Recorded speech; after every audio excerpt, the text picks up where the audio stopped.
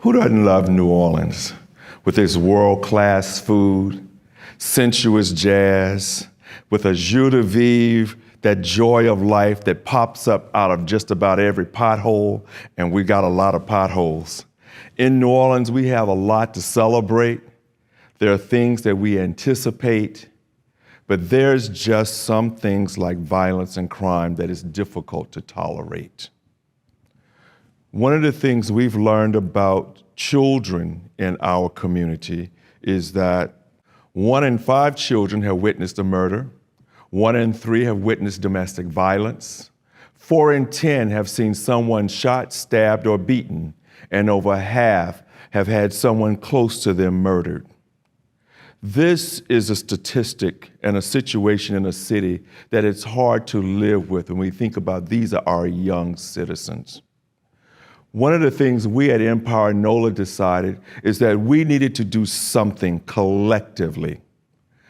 We have on our team Dr. Maurice Scholes, a physical medicine and rehab doctor that deals with developmental disorders in children, Ms. Rhonda Jackson, licensed social worker, who has leveraged her advocacy with the legislator and the community to deal with childhood hunger. Dr. Lauren Tavabar, who's a triple board adult psychiatrist, child psychiatrist, and pediatrician, and myself, Dr. Arnold James, a career psychologist who's dedicated my life to anxiety and depression of New Orleans citizens. While we do this work individually, we understood that we can't just deal with the one. We have to deal with the masses. And what we decided was to develop a curriculum that would be trauma-informed and culturally based to help helpers help those that needed the help the most. One of the things as we started to develop this curriculum, we decided, who do we give this curriculum to? We started out thinking it would be our cultural bearers, those who are people in our community who would be able to deliver it to children. But as we started to develop this over time, we pivoted to give this curriculum to anybody who would sit still long enough for us to hear it. And so we got a couple of community groups together, some school groups together, and one of the first comments after delivering the training was, the helper said, "This has helped us understand that we have unmet traumas that stand in the way of how we see children." So then we became more emboldened to believe that what we're doing was the right thing. Not only were we helping children, but if we help the helpers become better helpers, then they could stand in the gap and help children when they needed it the most.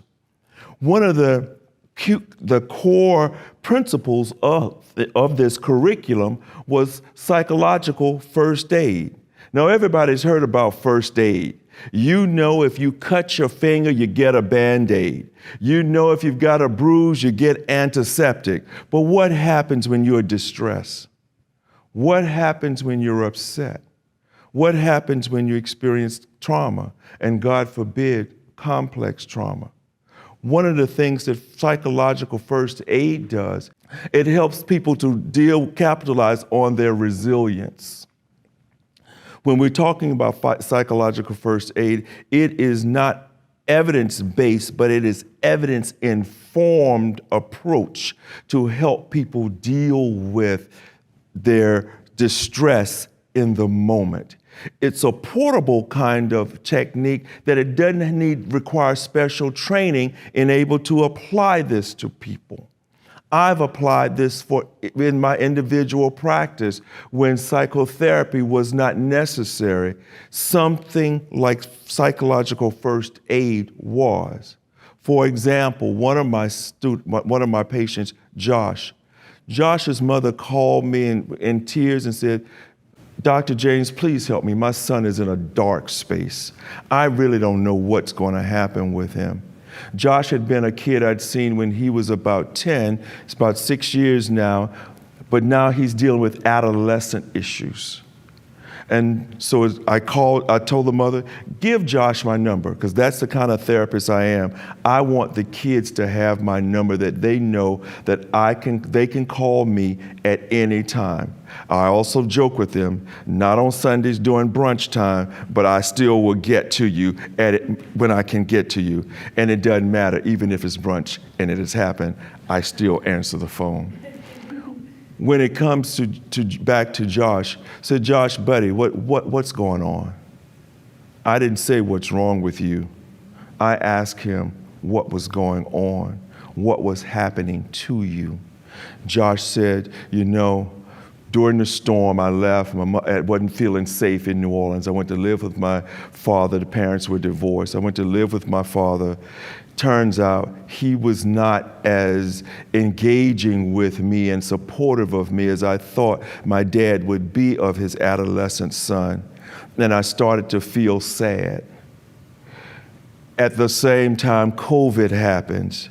I'm in a new school. I'm trying to get on the basketball team. The new COVID comes, we can't practice, my grades are slipping, I'm losing eligibility, my world is falling apart. And said, but Josh, can you think of any time when things were better? He said, yeah. I said, well, let's talk about that. What did you do during that time that made things better? And he talked about how he changed his mind about things. He started to change his outlook. So, well, let's do that. Buddy, that's your ticket. That's your superpower right there. You have the power to change your mind. And he did. After about 2 weeks of sitting with Josh, helping him to calm, helping him to realize that he did still have some control in his situation, I was in an airport and my phone goes off. And I see Josh's number and I'm like, oh. And then I have to remember my own psychological first aid. Take a deep breath. Expect the best, and let's see what happens. And what Josh sent me was a text of his vision board. And on his vision board, he put out a plan for the next couple months of his life. He had a dream list of getting a car, going to college, getting college basketball offers, becoming smarter, making friends. In the middle, I couldn't really understand his handwriting, so I texted him because that's the kind of relationship we had. And I said, Josh, what is this in the middle? He says, I want to remind myself that I am the best.